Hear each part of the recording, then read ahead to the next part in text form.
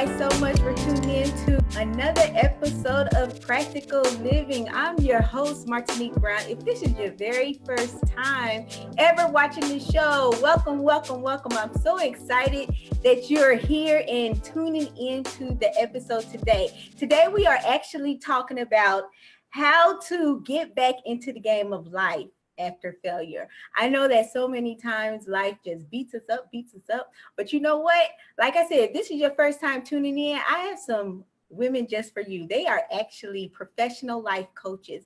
And that's one of the reasons why I decided to create a show like this, so that you can get practical advice from professional coaches. So like I said, if this is your first time tuning in, thank you guys so much for tuning in. Make sure you go ahead and share this video now. Also, all of our contact information is in the description box. That's how I like to do it. I don't want you to have to be trying to Google people's names and things like that. I just provide you with all of their information right there. Also, make sure that you follow their Facebook pages, because a lot of them do a lot of posting and things like that. And so I want you to be able to stay in touch with them.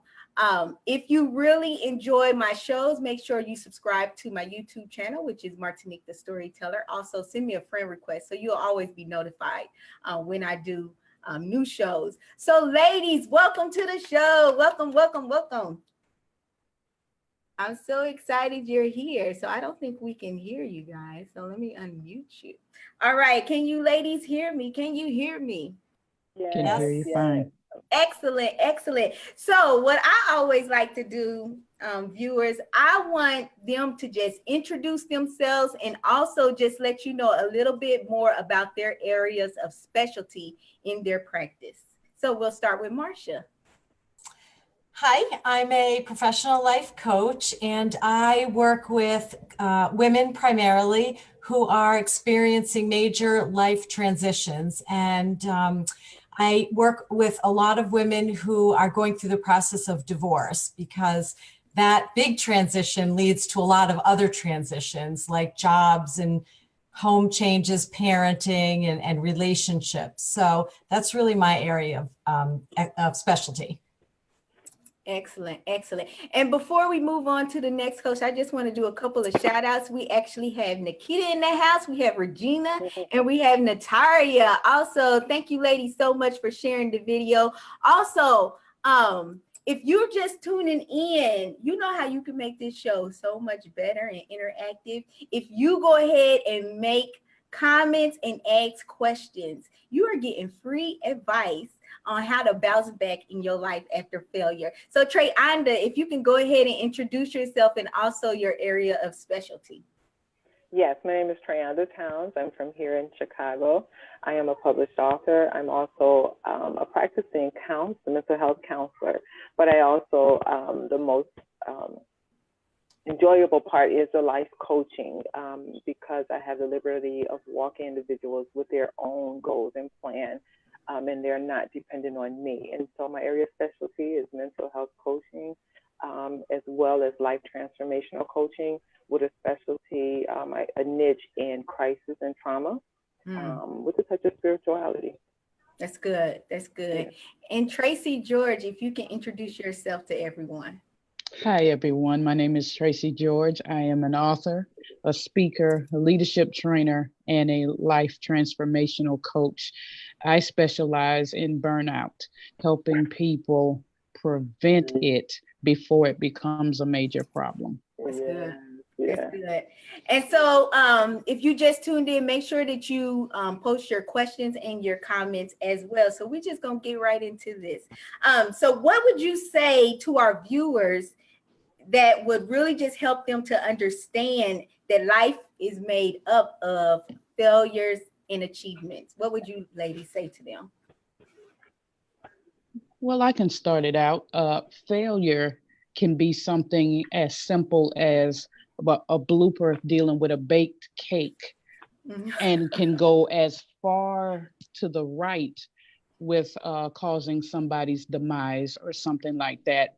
So the first thing that I would tell someone is to really assess the situation, get some rest, because if you don't rest your mind, then you're going to play the story back over and over again. And I've dealt with people who have baked a cake and it didn't come out right.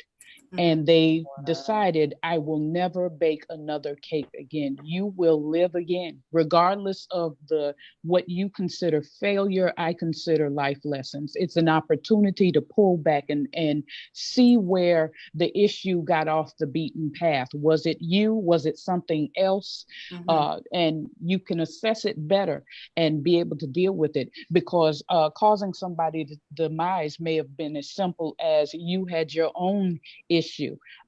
You were at the wheel and your body gave out. You had a seizure or something of that matter. Or you could have been drinking and there's an addiction, but we can't get to the addiction until we get to the root causes. And so not to cause any lightness of the situation, but it helps you to see that there are lessons throughout life. We all, even a baby, when they're learning to walk, is going to stumble. It's good. It's good. And I think failure is not a bad word. So all of a sudden I'm starting to hear from the schools to some counselors saying, particularly with marriage, it wasn't a failure. Well, when you get a divorce, the marriage failed. It doesn't mean that you're a failure. And failure isn't a horrible, horrible thing. It is, like Tracy said, first, it's a perspective, right? And you create some space for yourself to understand, take a step back and think about what you can learn from that experience, because really success in moving forward comes many times from our failures and our stumbling blocks. And the other thing about failure, as hard as it is sometimes, because it doesn't always feel good, if you can make that space and raise your level of consciousness about it and take a step back, it will minimize that critic, right, that we all have that creates that self-doubt. So we have to watch how we're speaking to ourselves on the inside, because we're listening, and then it will become a cycle. So it is important to keep that perspective and that space if you can, and embrace and lean into the failure so you can move through it. That's good. That's good. Well, for me, using the word failure a lot of times brings uneasiness and disappointment, because it feeds that superiority complex that our society continues to breed, of making one community, population, or society continue to downbeat another one and saying that they're better, right? And definition of failure is omission of performance specifically. So how can you fail if you were in the midst of attempting or trying something, right? That's not a failure because you tried it. And if definition said it's because you didn't, then that's something's not right there. So it's how you see it. It's how you deemed it. I guess it's just one of those quick words to kind of bring it back and feed that lack of your importance or your goal of at least accomplishing something. But that doesn't mean you failed. That just means it didn't work out. And so what do you do next? What do you do next? What is your next step? The other thing too that I say to my clients is one of the ways, particularly as you're going through any kind of transition in your life, if you're not experienced at that transition, many times it's, if we can frame it as, we're going to experiment, we're going to try it, see how it feels, see how it resonates. If it's embarrassing, if it's uncomfortable, if I didn't make the mark, it's an experiment. It's a learning experience. So again, the failure can be big or small, but it's really how we react internally to it, and how we move beyond it in a positive way, which is, it's not an easy thing to do always, but certainly achievable. Yes.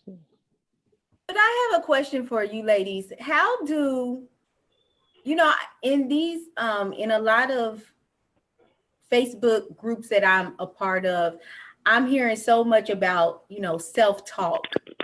But what's the difference between like negative self-talk and realistic self-talk when you recognize there is something within me that needs to change. And so like being realistic and saying, this is not negative self-talk. This is where I'm at in my life, and this needs to change about me. How do you help people understand the difference of those two and being realistic about a change that needs to occur in their life? Well, one is an awareness. The other one is a beating, or, Mhm. I call it the baseball bat. It's one thing, going back to the baked cake, if you go and say, oh man, I forgot the butter. Mhm. Okay, you forgot the butter. What are you going to do next, as the young lady said? But if you turn around and decide, I will never bake another cake as long as I live, Yeah. Yeah. when it was simply a misstep, Mhm. when you can assess that, if you're sitting there beating yourself, I'll never teach again, I'll never have another child, I'll never do this, you took something that was a life lesson and made it a dark cloud over your head that somebody professional will have to come in and sit with you to get you to come out of the ring. Mm-hmm. Parenting, you're gonna get some missteps. Cooking, you're gonna have some missteps. My first set of collard greens were crunchy, so so there are going to be some missteps. Now, if there's some criminality involved, some other things involved, then you will need someone to help you through the process, because there's something else there that needs to be dealt with, but you can come from under it. It's just a matter of how, as they were saying earlier, how you look at it. Mm-hmm. And I think that's really good that you brought up that example of the cake again, because when you said beating, I'm thinking of a person that's like, oh, you are so stupid for forgetting the butter. Right.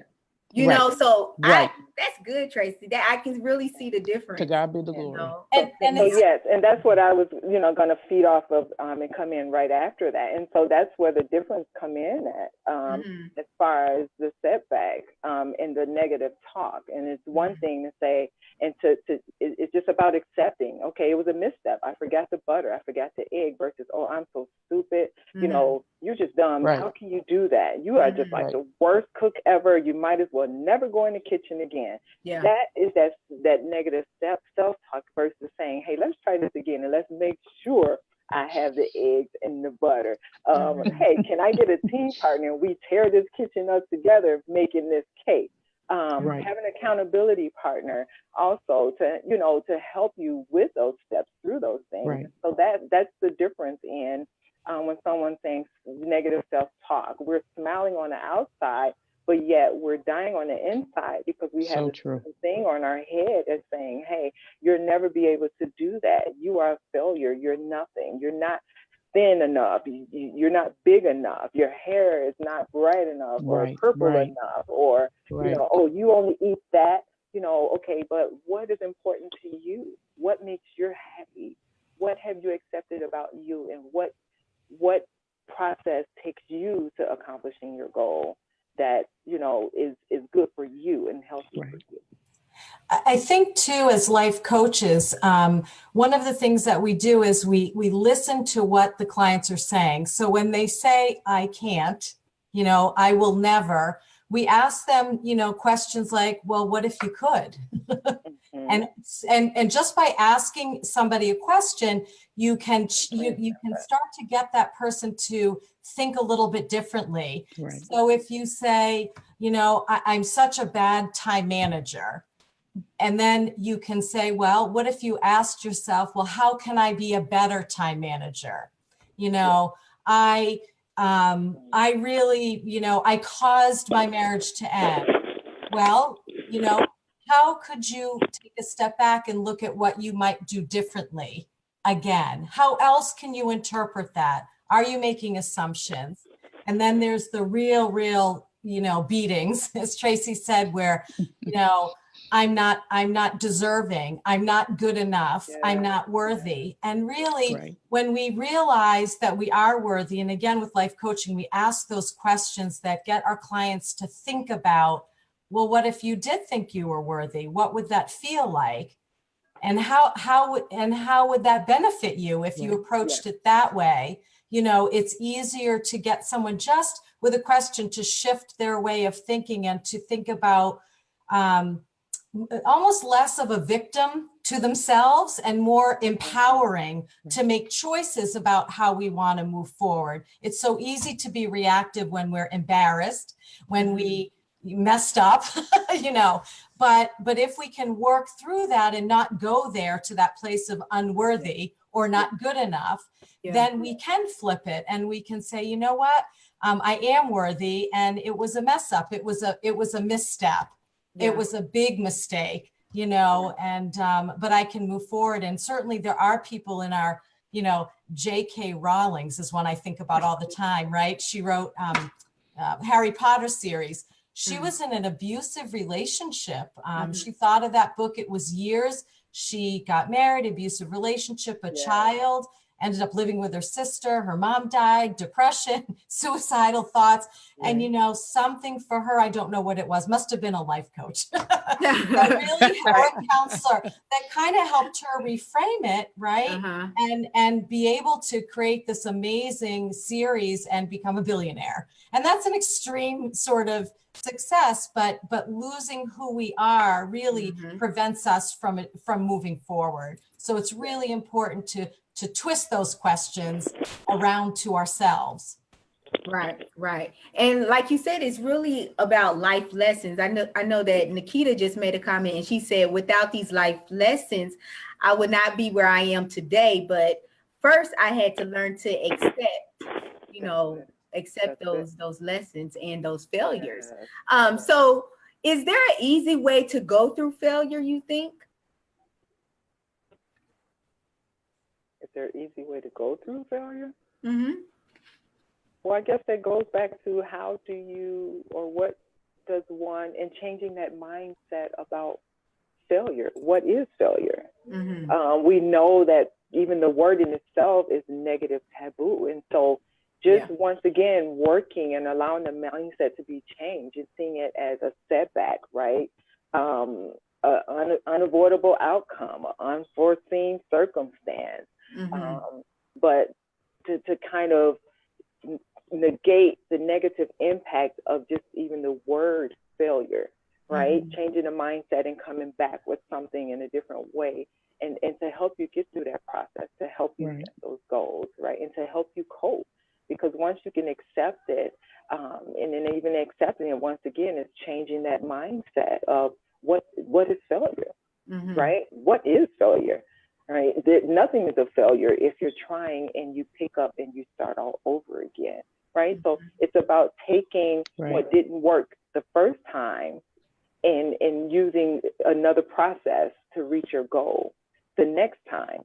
And, accepting that didn't work and forgiving yourself, right? Talking about it. What is your intention? What was your goal? Okay. How are you going to get to that goal? Maybe trying it this way. But you didn't fail because you didn't stop. You only took a pause, right? You only took a pause. So we fail when we stop trying, right? If we just need to say something failed, but that doesn't make us a failure because it didn't work the first time we tried it. It's certainly a growth process, and when we don't get what we want sometimes and we fall down, it doesn't feel good always. No. And so sometimes, and sometimes it takes time to switch our mindsets, right? We're human. And though we are on a journey, sometimes we forget when we're really trying to go for something and we really unexpectedly, it didn't work, right? It didn't work. And we caused some of that, right? And it is a failure, like you said, when we don't get back up, but sometimes it takes a little time. And certainly with life coaching, the clients can come up themselves. We just ask the questions with what the coping mechanism is. Sometimes it's looking for inspiration for other people who have had similar or more difficult circumstances that have achieved and gone forward. I know that sometimes helps me. Sometimes it's a visual cue. I mean, I sit here and hold a stone of problem and solution. Sometimes when I'm really struggling with something. So some are easier than others. Some are, as you say, are the cake, Tracy, and other times it's a lot more impactful, right? And hard if we're impacting other people that we love. But certainly to not do that beating such that it prevents us from our growth and from our journey to evolve. Mm-hmm. So what type of support system should people really just try to create around themselves that helps them go through those moments of life lessons and failures? What I would say, in addition to the friend groups that you may have, you need folks in your life that challenge you. Challenge you to be your best self. The ones that don't accept your excuses are not going to sit and listen to your pity parties. Those are the ones we look to. Right. We want the ice cream helpers, come and eat the ice cream. But you have to have some people in your life that, I know some will tell me, you're so hard. I said, it's not that I'm hard. I want you to think. Think about what you're doing to yourself and how that will later down the line play in a role in your life. What you're saying today may be a regret tomorrow, and you don't want to have regrets. You want to have life lessons that you learned and be able to go back and say, you know what, I was hard on myself in school, but on graduation day, it's like, man, with all the grades that I didn't get that I wanted, I still accomplished, as Treyonda was saying, I still accomplished the mission. So was it a failure or just something that was a little harder than normal and required your due diligence to sit with the situation a little bit longer? Yeah. I'm sorry. Go ahead, Treyonda. I love it. You the coach. Well, once again, building off of that, we most definitely want a support system that's positive. We want to add someone that's not judgmental, right? Yes. We want a circle, that's not judgmental. And most definitely someone that's not always in the circles that's giving instruction. Sometimes, individuals just need someone to listen so that as they're giving and taking it in, they have an opportunity to get feedback of what they said themselves. Right? Because sometimes what comes out of us is not really what we're trying. Say, oh, I wasn't meaning to say that. But sometimes we just need to hear that self-talk. And so someone that's, like I said, most definitely someone that's supportive of just listening, someone that encourages you to continually be accountable and be forgiving of oneself so that they can stay strengthened and be okay with themselves, and someone that's not always trying to fix. Right. No one wants to be fixed or handled like they're broken. Right? We may have moments, but we're not broken. Yeah. We're not a toy or object. We're not a project. Those knees and that back may feel like that. We need a new one. But it goes back to self-care and self-management. Right. And being loving to ourselves. And so having others around you to remind you to do that. Be patient with yourself. Be loving with yourself. Right?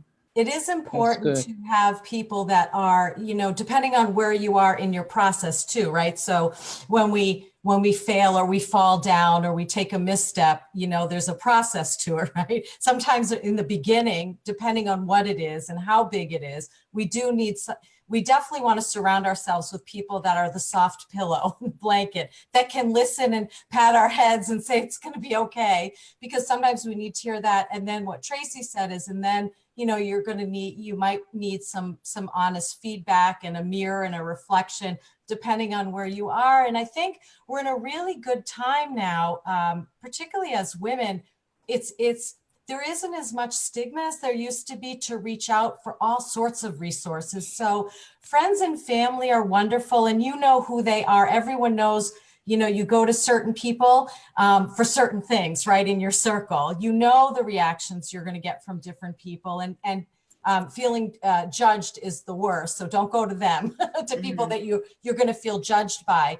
But we also people to set themselves up if they're going to run an experiment, right, in their lives that they're not sure how it's going to come out. You know, while you're running that experiment and you're feeling that trepidation, right? Some people meditate, they have yoga, hot baths.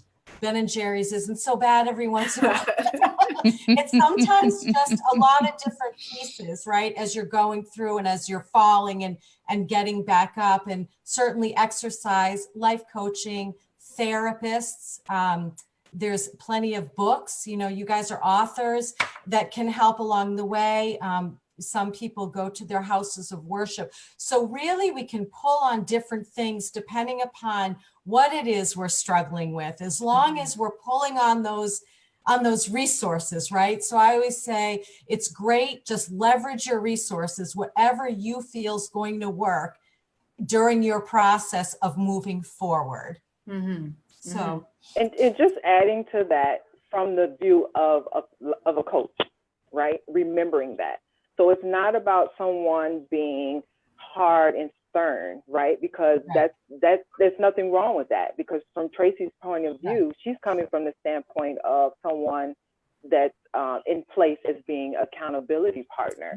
And the way I bring it, it's not being soft, mushy in a pillow talk. It's just being mindful that as a coach, we are there to walk with them through their ideal process. We're not therapists. We're not there to tell them what's right or wrong about their process of healing or correction. We're not there to tell them how to do it, how they think and how they feel. We are there to coach them, to be alongside them, to offer tools that will get them through. We're not there, and there is a different line between because I work both halves. And so being mindful with that. And most people may not agree with me because they do feel that it's being soft, and that's okay, because you can view that. But once again, you have to be mindful of who you are as a coach. A coaching is not telling someone about their process. It's not telling them how to do it. It's not telling them what's wrong with them. It's allowing them to come to you, allowing them to tell you what they feel they need to work on, and allowing them to build a plan with you that you're going to hold them accountable to. And so most of that thin line does get confused. And so that's where a lot of times the debate comes in, what's too soft and what's too hard.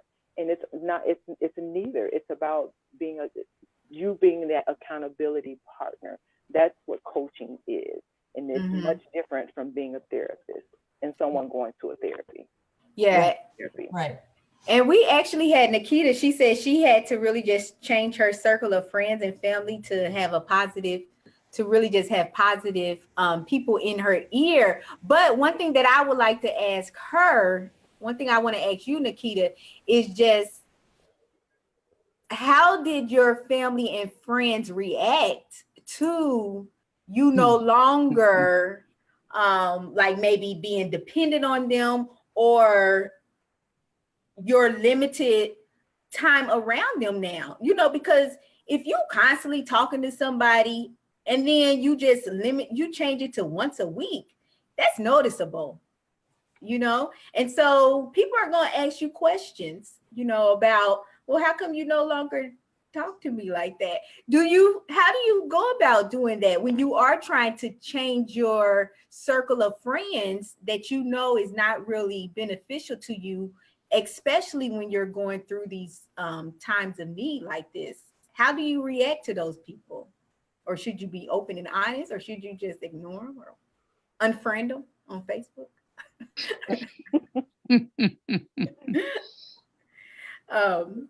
But what can a person really do? What steps can a person take not to get depressed after they experience failure? Change is hard for everybody. And I think that's where that struggle comes in. It's about the change in the transition. And sometimes it's just hard to make those transitions. Can we guarantee that no one will get depressed even following certain steps and tools? We can't. But according to, just study, depression is, it's a dual head. And so, change brings anxiety. Anxiety brings depression. So depression brings anxiety. So in it, I guess the question is, how do you break that cycle, right? And once again, it goes back to being, accepting what has happened and finding what works for you, that brings you through, using those positive tools, practicing positive self-talk. Like Marcia said, maybe try some meditating, maybe try some journaling. Sometimes it's, most definitely depending on what your goal is or what that thing is that you're working on that is leaving you feeling like you failed, or your process is not going correct, or you didn't do it right. What are you dealing with? Right? Is it in you, the insecurities in you? Is there a need to be validated at that time? What validates you that, and then sometimes it's just that change. It's just a matter of your whole physical, chemical being, which causes that unavoidable aspect of depression. And so what do you do to get past that? And that's where, you come in and, be okay with asking for help, being okay with referrals so that that medical aspect can be taken care of. But don't ignore that it's not there. It's a taboo in certain cultures. That doesn't happen to us, right? Suffering in silence. Right. But having that circle around you that's honest enough, and have that Tracy around you and they're saying, wait a minute, something's not right here. We need to pull it up. And, you usually are pulling it up, but this time, you've withdrawn, you're not, you have a lot of tears. Is there something going on, and allowing that space for individuals to be honest about what's happening in their truth. Yeah. I also, based, what you were saying, Martinique, about, surrounding yourself certainly with loved ones and friends that are supportive, right? And what if you decide to make space for someone, as you said, that you don't feel is helping you during a transition, during a tough change? And again, with coaching, we don't give our clients strategies, but we ask a lot of questions, right? Such that the clients really know deep down what might work or what they might want to try.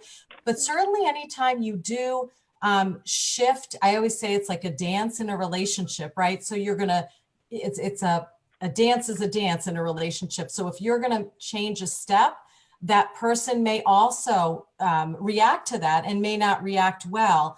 But again, through coaching, it allows the client who's experiencing failure or a difficult change to make conscious decisions about how they want to handle it. And they know, and sometimes it's not deciding between two good things, right? You decide what's going to work best for me at this time, even though it may not be the best optimal solution, right? So sometimes we have to make decisions about what's the least bad, but what's going to work best for me.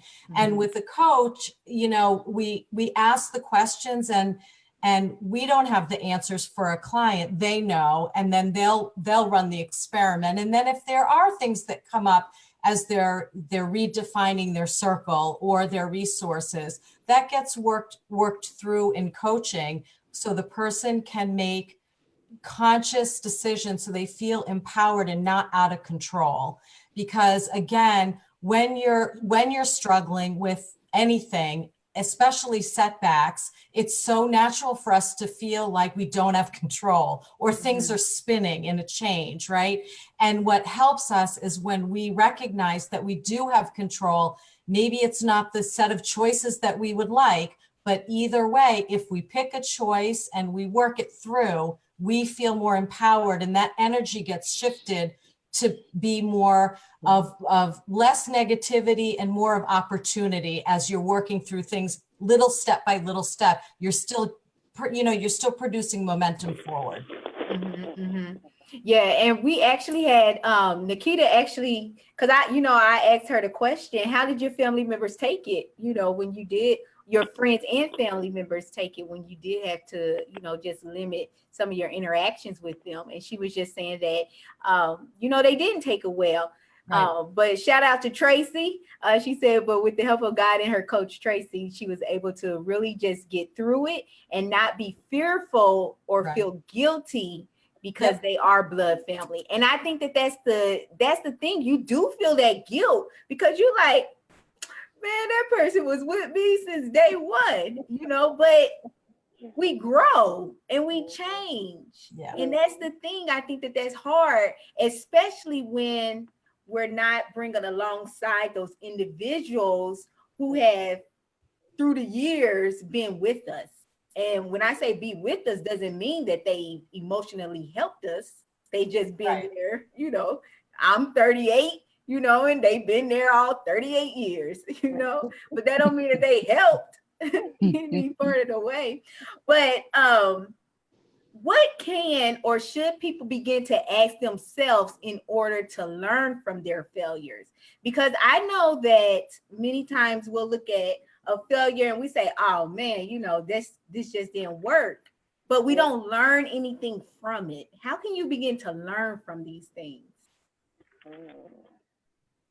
I would say when they start looking at life as a journey and taking it day to day. That's good. And when I teach clients about rest and everything, it's a matter of deciding that I'm not going to bed with a loaded head, but I'm going to sit down and allow the day to play back. Is there anything that I need to, work through that I have the time to work through now, or do I have to table it for tomorrow? So that you begin to teach yourself how to organize the things we think about, because some of that stuff, I used to be one. I was analytical about everything, and I would think, and it'd be 2:00 in the morning and I'm still thinking. You got your cup of coffee and you think, okay. And before you know it, it's time to put my uniform on. I was in the military, and go and seize the day, but you lost something because you did not give yourself the sleep. You didn't give yourself the time to relax. And now you made thinking a job. And so I had to learn for myself, Tracy, you're not going to figure everything out in one day. You got to let some stuff breathe. Deal with the stuff you can right now, and then table the stuff you can't and be okay with it. What do you feel though? Because when you were talking about that, I was thinking about individuals that deal with failure with drugs or anything else that's harmful to their health or puts them into situation that damages their future. How do you help individuals? Like, I know, I think Marsha was said, work through that failure. Don't sit on that failure and say, well, let me just drink the pain away. But sometimes you just have to experience it, and it's okay, because like you said, it's a life lesson. This is just something I had to experience. But how would you guys talk to individuals that like to self-medicate? And I guess they forget that when you wake up, you still gotta wake up to it. So a lot of time, right?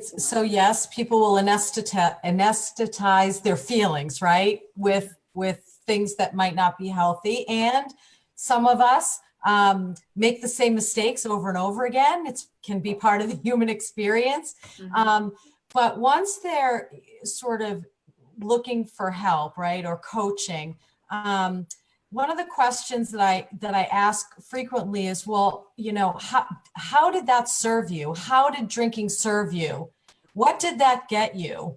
And typically, you know, you'll get, well, it didn't really help. It made me feel good in the moment. But as you said, Martinique, you know, the next day it's just the same, right? I felt good for a day or 3 days or whatever. And I've done it 3 times. That's heavy drugs if you feeling you know, good. And I want to get out of the cycle. I want to get out of the pattern. So each person has their own sort of bottoming out when they decide, okay, I can't do this anymore. It's not getting me the results that I want, right? And that goes back to feeling that, you know, having that awareness that you're worthy of getting anything that you put your mind to, and that you're worthy of it. And once that starts to happen, you do get these transformations of empowerment and moving forward, little, you know, and many times it's 2 steps forward, 1 step back, you know, and having the tools inside of ourselves to deal with that, because really the most important relationship that we have is the one with ourselves.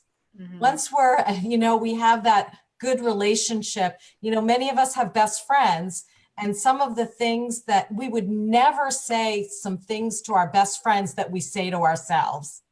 So it's, again, reminding each other or reminding our clients that would you say that to your friend? How would you, you know, and we are our best friends and our best supporters, and we'll attract that as we move forward through some, you know, through life. It's a journey, and it's not always an easy one, for sure. And allowing ourselves to be vulnerable if we allow ourselves to be vulnerable, we're going to be open for learning and not repeating cycles. It's natural to sit in fear and doubt, and then stay and maybe use things that aren't healthy, but breaking that is what kind of breaks everything free. So I ask questions about, how's it serving you in drinking? What's it costing you right now? What's it, you know, that behavior, what's it costing you? Yeah. And understanding that some things will have cycles because there's layers, especially when it comes to addictions that have occurred when people are medicating to keep from dealing with what they're actually feeling and experiencing. And just keeping in mind that those are areas that they are twofold, right? Because you have the addiction that's now, you know, the body changes, you know, it's no longer that they want to. It becomes a matter of they need to. Yeah. A drinker can't just stop drinking because they're risking of dying just from stopping that drinking. And so we have to be realistic with that and partner with the others in their lives to make sure that they are not being harmed further by us not being realistic, but also being mindful that dual process is providing tools that works with the behavior, right? And that's what we come in at. It's like dealing with the behavior that comes with that, because you can have someone that has not used or self-medicated for 15 and 20 years, but now they're still acting out in the behavior that comes with it. And so going in and helping them to reprogram that behavior that takes them back into actually using the substances that, you know, falsely medicated their reality from dealing with it. But also there is a tool that is a great tool that could be used as coaches, and it's called the GROW model. And once again, that's, you know, allowing them the goal to be set, allowing their reality, their truth, because everyone needs to be respected with their truth, but what's really realistic, kind of going back with Marsha saying, okay, and Tracy, what did you get out of that? Okay, how could you have done that better? You know, and so that comes with the next one is options, right? What are their options? What are the options of doing it different? What are the options of doing it another way? What are the options for them when they get overwhelmed, feel anxious, and feel like they want to take that drink? or eat that extra piece of cake, and they know that they're at risk of going into a diabetic coma because now they've taken their, all those things. And then what is the willpower that they have, right? And so identifying those solutions and those other possibilities, but also the willpower is the who and the what, right? To help you to get past that, and respecting that of what it would take for them to get past that. So what is the commitment to completing that? And so that's how you get that model. So once again, just the goal, the reality of that goal, or what you're dealing with, your options of getting to that, and then what is your commitment, right? How much are you willing to give of yourself to complete this? Because it is going to get uncomfortable. Yeah, I'm going to hold you accountable. When you come back to this next meeting, there is an expectation that you follow through on your commitment for this assignment, right? And so what does that look like? And so that, that's just one of the options or tools just of keeping someone motivated. Good. Awesome. I know that sometimes we think that something that occurs in our life that looks like a failure is because of something that we did not do. And I've just personally experienced that God allows some things to happen in my life because he wants to move me in a different direction, or he wants me to get closer to him, and in that I found that everything, because I think sometimes the most frustrating thing is you do everything that you think is going to get you that end result. And then especially when years are involved. And I'm real personal with this because I'm like, I spent all this time in school. I'm supposed to be making X, Y, and Z, And so when you had these years involved and things don't work out the way that you want them to work out, you consider it as a failure. And not only you objectify it as a failure, but you personalize it and you say, well, I'm a failure. And I think that I just want my viewers to know that everything is not your fault. Sometimes God allows things to happen in your life to bring you closer to him and to help you to recognize that I need you to rely on me, child, and just to move you into the direction and the purpose that I've created you for. So I know that's been my wake-up call. But on a personal note, tell me about a time that you've actually experienced failure and how did you bounce back from it as coaches? We got a lot of on there. Yeah, who wants to go? I'll go first. I'll go down the list here. I'll just go out there with it. So, be the right one. I was married 16 years, and the marriage ended. It was not a pretty ending.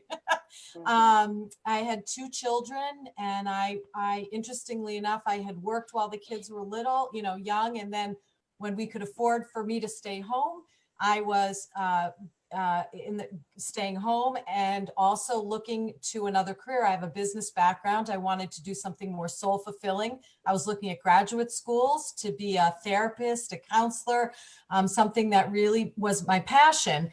And then, of course, life happens, right? And so I had to go back in the workforce, which is hard, and raised my girls, for 10 years and had bad financial stuff go on, layoffs, the whole thing, and at one point I was thinking that, 8 weeks couldn't go by without some other crisis.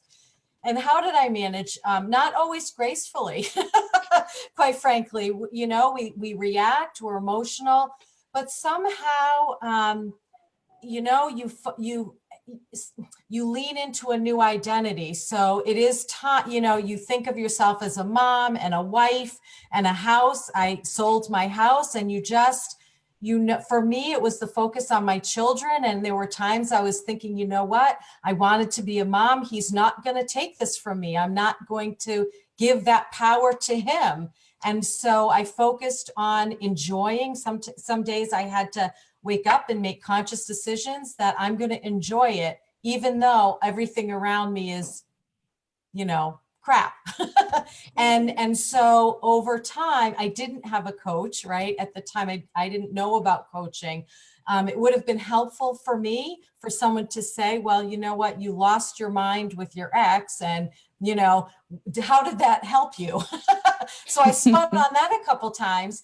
And also with divorce, it changes everything, relationships with him, with the family, how people see you in the community, you're moving, the kid, everything. And so for me, I was lucky. I had some sort of inner strength. I'm not particularly religious, but I valued myself, and I was aware of my surroundings. So there were little messages, right?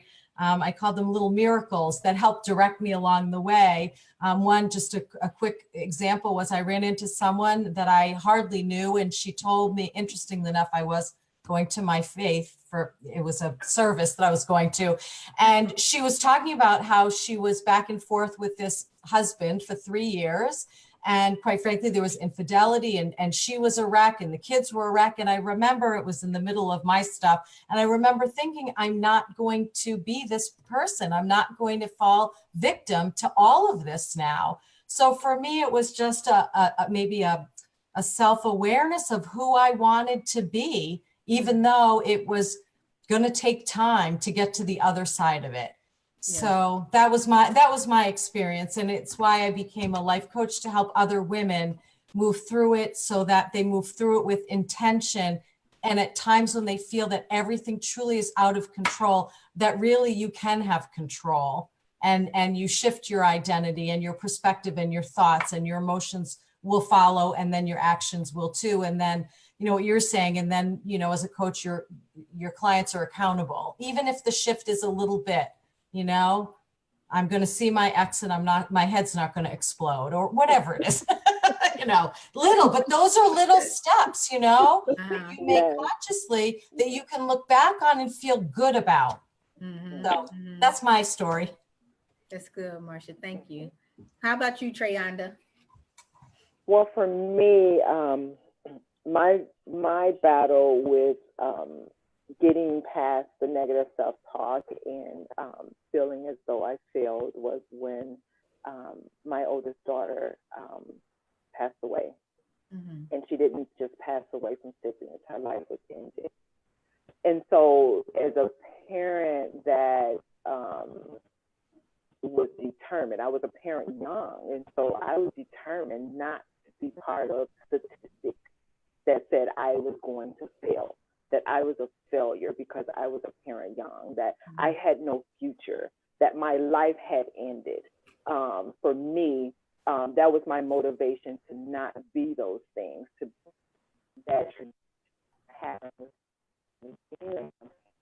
not being married, not being successful, and giving up hope on ever accomplishing anything big. And now she was taken away from me. People had made choices to end her life, right? We're talking about someone that I still dropped off. I still picked up. Someone that called me and said, Mom, can you bring me some lunch? And Mom is saying, you are in college. Mothers do not bring you lunch in college.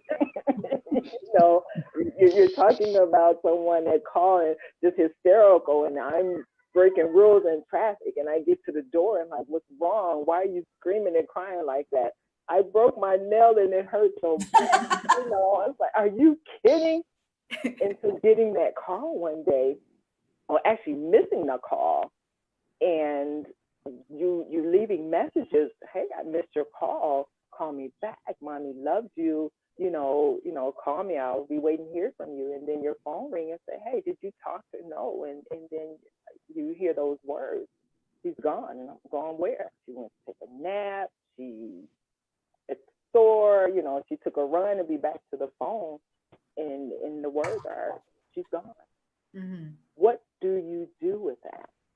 Right? The one has spent all of their life being perfect, right? Struggling, barely sleeping to make sure that tag is never stamped on your choice right? To bring this life forth when everyone was bringing you and threatening you with offers to take it away, to remove it. You know, this doesn't have to exist and you can go on with your life, right? And we know, you know, what that could be, you know, whether, however, you know, things happen and the choice to follow through.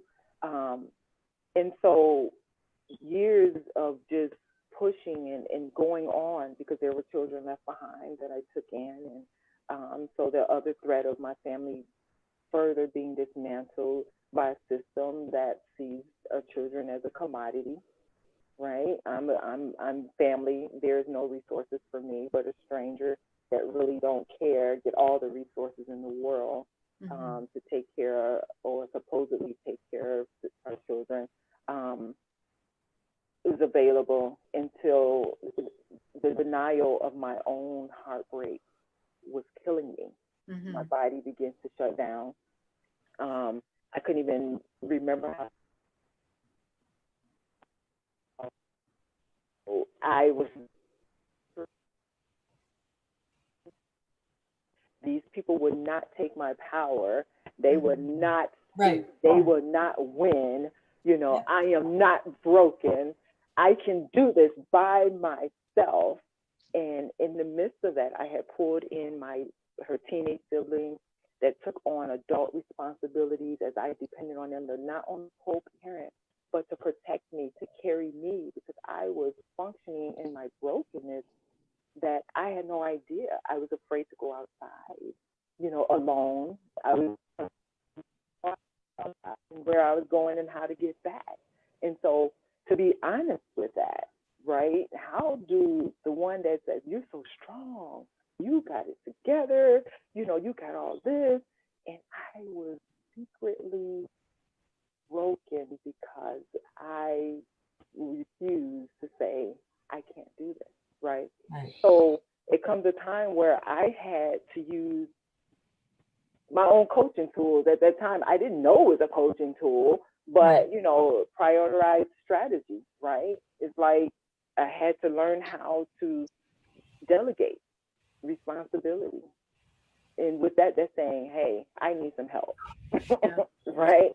Reposition myself, which means, okay, it's okay to sit down, you know, and go see about yourself. You know, those heart palpitations, hey, that pain in your arm could be something serious. You know, you need to go see about your own body and to rethink a plan. That's right? good. What's best for the whole, because if I was to really fall out fatally, what's going to happen to my family? Why? And false faking, fronting that I'm okay. And so it became a matter of what was important to me, what motivated me to be honest with myself, so that my family and I could get back into a healthy place, not just for myself, my family, and those that looked up to me, but most importantly, myself, right? Versus what other people thought, right? Which that was, did that really matter? And so it was a matter of that verse there. And so over the last couple of years, I've been working through that process. And if you go on my Facebook, I just had a birthday yesterday, and I highlighted. Happy birthday! Thank you. Awesome. Moments that I actually was in the place of celebrate. I never celebrated, right? It was like, you know, getting out the bed. I don't want to hear anybody, you know, I'm not worthy. I don't deserve it. You know, I couldn't save her. She called me, and that one time I couldn't save her. I was her superhero, and I couldn't save her. Better than that, I went and saw her on that table, and I couldn't fix her. What do you do with that?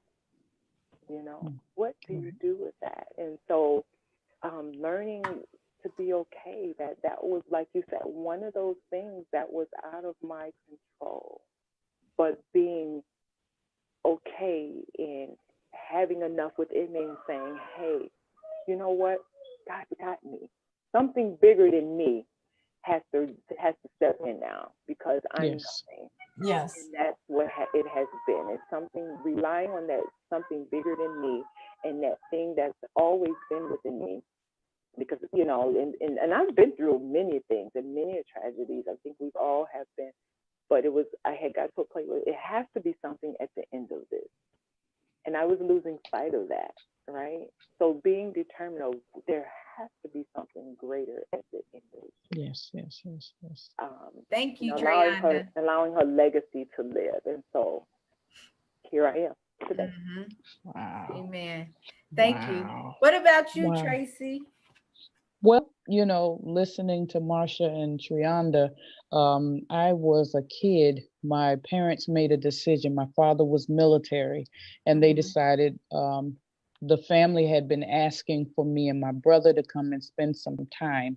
And so at the age of 8, we traveled from Florida to South Carolina to go stay with my mother's family. And in a month and a half, they abused me. And I went from being an honor student to hating my life. And so what could have been a comeback, it was not. I went to school and slowly, didn't realize at the time, I know what it was now, but slowly dying. And my parents would say, Tracy, you're not hungry. You don't want anything. I stopped eating. You know, I stopped caring about myself. I hated myself. Everything was on display now. And all the things that I heard as a kid, I began to mirror back to myself. And at that point, my brother went to my mother and told her, you need to talk to Tracy because she went through something during that period of time. And my father, being military, was always the bounce back kind of guy. He was like, oh, just take it under, you know, and just bounce back. And that was his answer. But, you know, and I would go in the room and talk to myself in the mirror. And then within seconds, I'm sitting there in tears. And it got to the point, I'd like to say that it dissipated when I got into high school. But what I did was I became a professional mask wearer. I learned how to function with it. So it became my best friend, if you will. So depression had developed through the years. And I remember going to college and talking with one of my professors. And I said, I got a friend. And I began to describe myself, but not in a way that she would know. And she picked it up and she said, it sounds like your friend is borderline manic depressive and we need to talk to her because college may not be a good thing for her. It's too much. We need to alleviate some stress. And so I knew then I'm in trouble.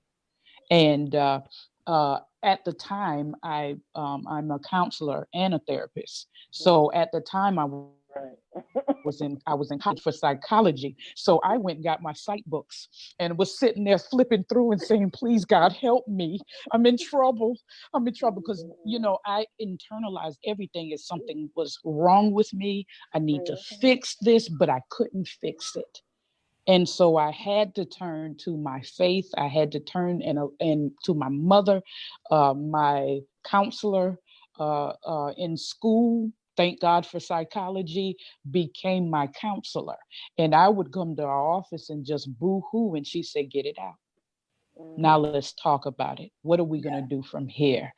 I needed to have those voices in my ear to help me move the clutter so I could get back to the kid who was just a ham. And, you know, because I lost myself in the process. And so it took some years because I didn't process trauma correctly. You know, when my brother died, I held it in. When I got divorced, I held it in, and the anger with it. And that's a terrible kamikaze because it will create rage if you're not careful. And so I like what Treyonda said, I had to use my own tools and I had to sit there, you know, and begin to think about and write out some things, the good stuff, the bad stuff, and look at it and then give my brain some rest. But that was my experience. And ladies, the reason why I wanted to ask you all that question is because I think that sometimes we look at a professional and we say, oh man, they just got it all together. No, you know,